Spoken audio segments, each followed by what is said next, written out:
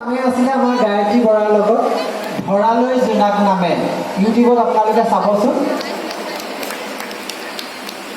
200K cross কৰিছিলে viewers হয়নে আৰু ধৰালৈ জোনাক নামে আমাৰ টিকলে অকণমানি হিৰো আছিলে সিও আছে আহিব লাগে ষ্টেজলৈ আৰু দ্বিতীয়খন ছুটি ছবি আমি প্ৰস্তুত কৰি ওলাইছিলোঁ জোনাকী পৰুৱাৰ জিলমিল মুখ্য চৰিত্ৰত অভিনয় কৰিছিলে ভ্ৰান্তি মেধিয়ে তেখেত আজি আহিবলৈ নোৱাৰিলে এটা শ্বুটিঙৰ কাৰণে গতিকে আজি তেখেতৰ ছবিখনৰ আমাৰ এয়া গায়ত্ৰী বৰাই শুভ উদ্বোধনী কৰিব ইয়াৰ পাছতেই আমাৰ ছবিখন মুক্তি হ'ব বুলি তেখেতে ঘোষণা কৰিব ইউটিউবত পাব পোহৰ লাইভে চেনেলত ছবিখন উপলব্ধ হ'ব আৰু সেইখন ছবিত মুখ্য চৰিত্ৰত অভিনয় কৰিছে ভ্ৰান্তি বৰা আৰু মোৰ লগত আছে দুগৰাকী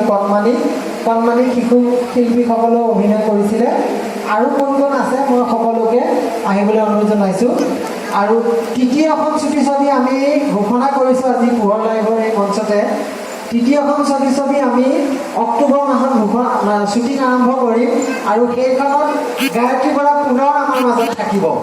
আৰু বিশেষভাৱে এটি চৰিত্ৰত থাকিব আমাৰ গীতাৱলী ৰাজকুমাৰী বাইদেউ এটি চৰিত্ৰত থাকিব আৰু গায়ত্ৰী বৰা এটি বিশেষ ভূমিকাত এবাৰ অৱতীৰ্ণ হ'ব প্ৰথমখনত খুব দুখ লগা এটা চিৰিয়াছ কেৰেক্টাৰ কৰিছিলে আৰু তৃতীয়খনত তেখেতৰ চৰিত্ৰটো অকণমান ওলোটা হ'ব গতিকে এই মঞ্চতে আমি ঘোষণা কৰিছোঁ অক্টোবৰ মাহত আমাৰ পিপি প্ৰডাকশ্যনৰ তৃতীয়খন ছুটি ছবিৰ কাম আৰম্ভ হ'ব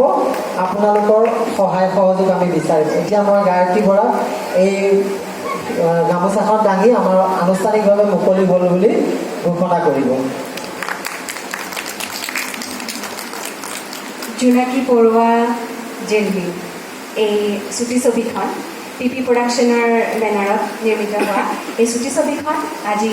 উদ্বোধনী হ'ল আৰু এইখন ডিজিটেল মিডিয়াত আপোনালোকে উপলব্ধ হ'ব নিশ্চয় চাব আৰু ধৰালৈ জোনাক নামেখনত যেনেকৈ মৰম দিছিলে আশীৰ্বাদ দিছিলে এইখনকো দিব বুলি আশা কৰিছোঁ ধন্যবাদ